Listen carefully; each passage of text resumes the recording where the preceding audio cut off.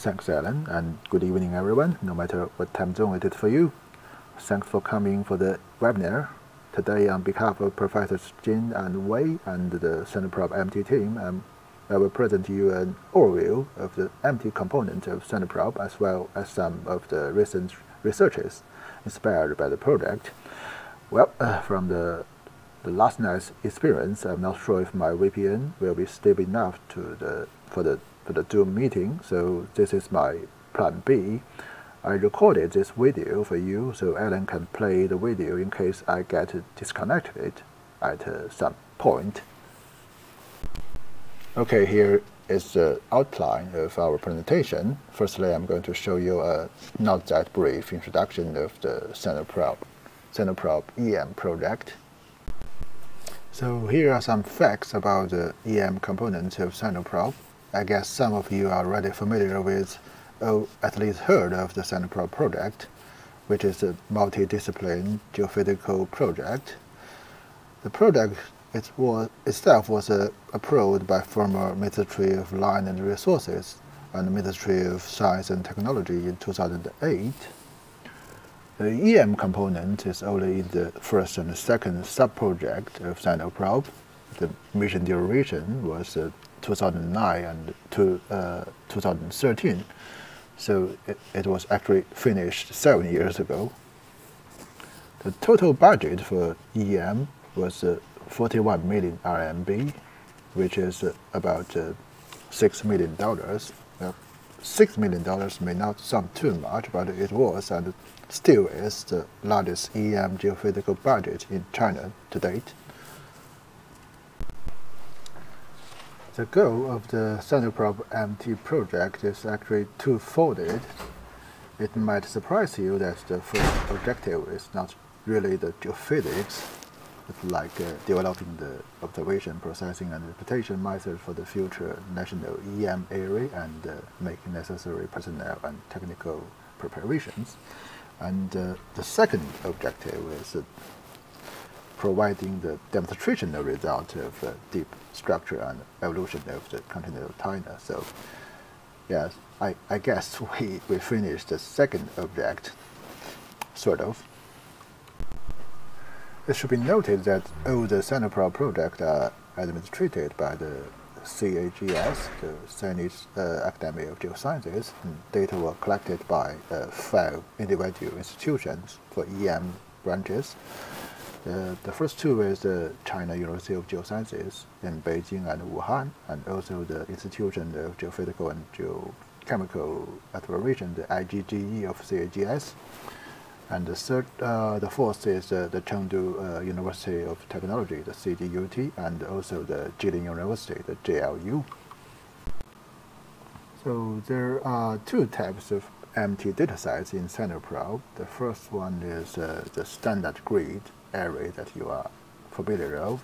We have this 1 by 1 degree regional array for both China and Tibet, and also the 4 by 4 degree continental array for the whole continental China. We also have some conventional profiles, like this kind of profiles and arrays in the South China along the reflective seismic profiles. So the standard grid, many of you are already familiar with this peculiar standard grid approach for EM arrays. Essentially, at each integer longitude and latitude, we have an 11 station setup with 1 LMT and 10 BBMT stations. So of course, this will include more BBMT stations. So we will concentrate more on the crustal structure. So many of you have asked why we use this peculiar setup. This is actually quite simple. So back in 2007, when the project was designed, the PIs were not sure if 3-dimensional invariant method can handle such a huge data set. So this is actually a backup plan so that we can use 2D invariants along those profiles. So at least for TM, that is. So of course, there are some shortcomings for this kind of scheme. For example, we will have a gap in between those standard nodes.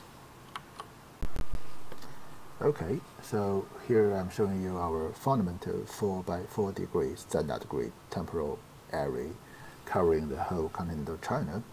Note that here each of these blue dots represent a standard node, the 11 stations set up with 1 LMT station and 10 BBMT stations. So in total we have 989 LMT and BBMT stations in 64 standard nodes, and those stations were deployed by CUG Wuhan and IGGE CAGS. And apart from these continental areas, we also have 2 more focused regional areas covering North China and the Tibetan Plateau, the 1 by 1 degree areas. In total, we have 1,380 LMT and BBMT stations in North China, so those are green dots, and also 1,089 stations in the Tibetan area, the yellow dots here. So those stations were all deployed by CUGB. So besides those standard grid areas, we do have the more conventional MT long profile and areas in South China, which intersect with several important tectonic boundaries from the east margin of the Tibetan Plateau all the way to the east coast of the continental China. In total, we have 1,293 BBMT and LMT stations in over 2,500 kilometer profiles. Those stations were all deployed by the CUGB. We have the red dots here, and the CDOT, the blue dots, and finally the JLU, the black dots here. Well, dealing with such a huge data set is a non-trivial task, and we do have some challenges working with inconsistent instrumentation from different institutions, like this, and a few others actually. So each data format and from each different institution has to be processed with its own code. Well, this is kind of awkward, to say the least, to deal with data from different sources altogether. Well, I should say I can understand that the instrumentation companies want to keep their own proprietary time series format, but I do believe they should be able to convert it to a common or at least standard format, like the SegWire formats from our Sesame colleagues. At least they should be able to be converted to a common transfer function format. Everyone loves EDIs, right? No? But actually, the EDI has its own problem, so you have different units, you have different variance definitions, you have different fraction table for each different format from different instrumentation software. So now that we have the data from 3,870 individual BBMT and LMT stations, excluding repeated acquisition for QC and consistency experiments, that is. So we have 3,430 BBMT stations, which is only 1 day acquisition time. So the period range is about 0.01 to 2,300 seconds. That is the median of longest periods for all the stations. So the median penetration depth is about 140 kilometers, which is estimated with a Bostic transformation from Berezovsky average impedance at the longest period. 140 kilometers may sound good for BBMT, but if you look at the histogram of the penetration depth, you will find a not that small portion of the set that cannot see beyond 50 kilometers. So remember, this is a Berezovsky average, so at least one mode of those stations cannot see through the crust. So now we look at the LMT stations. We have 460 LMT stations. Normally only have a 7-day acquisition time. Well, I know it is not too much. And the period range is about 10 seconds to 9,500 seconds, which is also the median of the longest periods of all stations. So the median penetration depth is around 390 kilometers.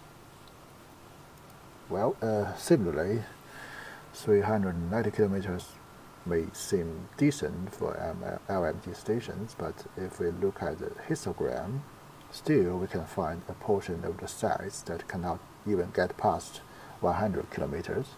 But I should say for most stations, it's probably okay for 150 kilometers.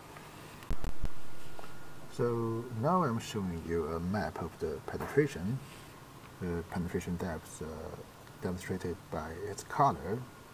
So you have the blue ones here is 300 kilometers, and the right here is 0.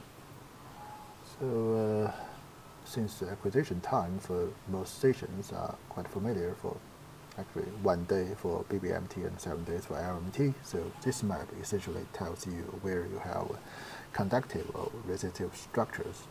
So you have very resistive,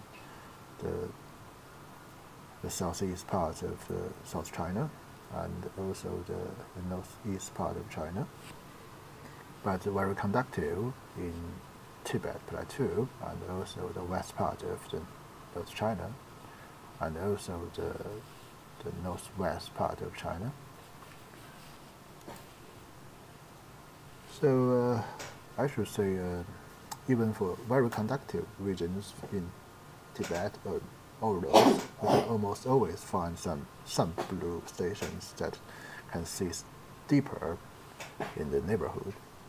But the regions with the 4x4 nodes, like here, are not that lucky, so you cannot find a neighboring station to help you, so the understanding about those regions are relatively limited from SINOPROBE data. But I should say, well, overall, it should be fine if we look at only the crust and upper mantle structure of the lithosphere. So we should be okay if we limit our depth range within 150 kilometers. So before bringing you to the researches, I'm showing you some slices from 1D or pseudo 3D results, just to give you some general ideas about the electrical structure of continental China. I will not go through the details, but if you are somewhat familiar with the tectonics of China, you may immediately recognize a few interesting features. For example, at crustal scale or crustal level, about 40 kilometers, we can see the resistive contrast between Cathaysia and Yangtze, and also we can see the large-scale crustal resistive region near the Hebei volcanic province and the Changbaishan volcano. So if we go a little deeper to about 90 kilometers, we can find some more interesting features like the conductive structures beneath the north margin of Ordos and the stark contrast between the Songpan and Tibetan blocks. We can also see this large-scale resistive structure near the east margin of Tibetan Plateau, where the tunnel flow mechanism was mostly proposed. You can probably understand why we are not quite supportive to those models. I'm not going to show you more slices deeper into the earth, as we know that the shallow structures from 1D results tend to smear down, so the deeper slices would look quite similar to what we see here. Okay, enough for the project itself. Now I'm going to list a few examples of science and discoveries from the SINOPROBE EM data. So firstly, let's start with an overview of the publications that uses at least part of the SINOPROBE EM data during the past 10 years. Note that this is by no means a complete list of the publication. The full list would include over 100 publications. Unfortunately, a lot of them are in Chinese only. I'm not going to go over each of it unless you are an expert of Chinese tectonics. Well, I'm not, should I say. Those will be a little overwhelming, so buckle up as I take you through the findings from North China to Tibetan Plateau and to South China in the following slides. Now let's take a look at the North China block, or the so-called North China craton, which is believed to experience the extensive thinning event for its east part of the North China Basin part in Mesozoic, but the west part is believed to be relatively intact in that event. Here, the MT data were used to image the lithospheric structure of the NCC, especially on the west and the middle part of the craton. MT also helps locating the fossil suture and subduction zones and uncovering the modification of the cratonic lithosphere. Firstly, I will draw your attention to Ordos, which is one of our very first 3D results on the west part of the North China craton. And Ordos was generally considered old and cold, which retains a thick root of a lithosphere. But our 3D model reveals a large-scale conductive anomaly in the North Ordos, which could indicate the partial modification and reactivation of the old suture zone between Yinshan and Ordos, and the material upwelling could also contribute to the extension of the Hertog graben here, as well as the uplifting of the North Ordos block. And now we are going eastward from Ordos to Luliang, which is an orogenic belt between the east and the west part of NCC.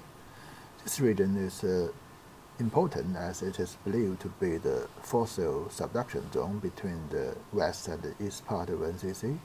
So here I'm showing you a work from my colleague Yao Tian.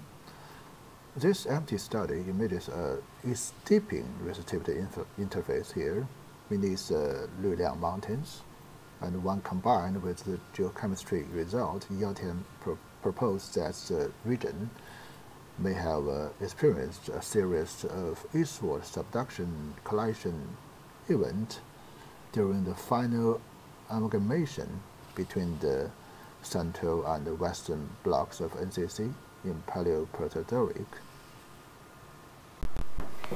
So finally, we move to the north margin of the Ordos block, the Candlelight belt between the Ordos and Yinshan, which is a key area to study the lithospheric modification of the West NCC. Here I'm showing you a recent result from my colleague Gao Feng. In this focus study, a three-dimensional structure is derived beneath the Candlelight belt and the neighboring region. Distinct resistivity structures were observed for the Candlelight belt and the Yinshan block, and Gao Feng believes that the conductive anomaly beneath the Candlelight belt is related to partial melting, which is induced by the upwelling of the hot asthenosphere materials. Okay, now let's take a look of the Tibetan Plateau. You can see that we have a quite nice coverage of the plateau despite the hard-to-access terrain in this region. In this region, the SINOPROBE MT data were used to help understanding the viscosity structure of the Tibetan Plateau. The resistivity models were also used to understand the formation of the surface structures like the grabens and the strike-slip faults of the plateau. So, among the rift system in the southern part of Tibetan Plateau, the Yadong-Gulu rift is actually the largest, which absorbs most of the east-west extension between the 80 to 90 degrees east. Well, the 3D image from Gangwang shows a lower crustal high connective structure extending from the mantle, which are not really commonly observed beneath other rifts or grabens. This paper argues that the Yadong-Gulu rift may be located where the subducting Indius plate is torn. So the possible upwelling of the SINOPROBE goes through this tear window and hits up the bottom of the lower crust, and hence results in the partial melt in here, the upwelling lower crustal conductive structure, which further induced the extension of the rift. And now let's head west a little to the central part of the Tibetan Plateau, and this is a recently published paper from myself. Our three-dimensional model reveals contrasting conductivity structures beneath the graben system and the strike-slip regions near BNS. We also utilized the Liu and Hester-Roque formula to build a viscosity model from the conductivity model, which suggests a weak lower crust beneath graben regions compared to a stronger crustal rheology associated with the strike-slip zone. So here we expand the previously proposed extensional extrusion tectonic model in central Tibet. We believe that the weak rheology and an NS-directed primary stress may have caused the east-west extension of the graben regions, while a stronger lower crust may be related to the conjugate strike-slip zones. So now let's take a look of the South China region, which lies east of the Tibetan Plateau. The MT data here were used to help understanding the lithospheric structure of several important tectonic blocks, like the Yangtze block, the Yangtze and the Cathaysia blocks. MT data are also used to image the thrust fault zone, the Longmenshan fault zone, which induced the devastating 2008 Wenchuan M8 earthquake. So, as mentioned above, the long profile near the east margin of the Tibetan Plateau is of significant geological interest, as it's close to the 2008 M8 Wenchuan epicenter. Firstly, I would like to show you an earlier result from our colleagues from CDUT, according to their 2D invariance with BBMT and LMT. The conductive layer imaged beneath the Yangtze may form a slip boundary, which is part of the NAP structure of the Longmenshan fault. This study indicates that it is accumulation of the slip energy that leads to the Wenchuan earthquake. And here I'm showing you a newer 3D result from my colleague Letian, which utilizes a slightly longer profile, which extends more into the Sichuan Basin. I should say the 3D model get a strikingly consistent structure as the previous 2D result. This NAP structure is also nicely revealed in the resistivity section. The detachments here are imaged as conductive structures as well. However, we do not see the conductive structure extending down beneath the Longmenshan fault, but this seems to be more consistent with the reflective seismic images. And now we are moving south into the Yangtze and Cathaysia block. In contrast to the conductive lower crust of the Tibetan Plateau, the Yangtze block is of relatively high resistivity, which represents its old stable Precambrian nature.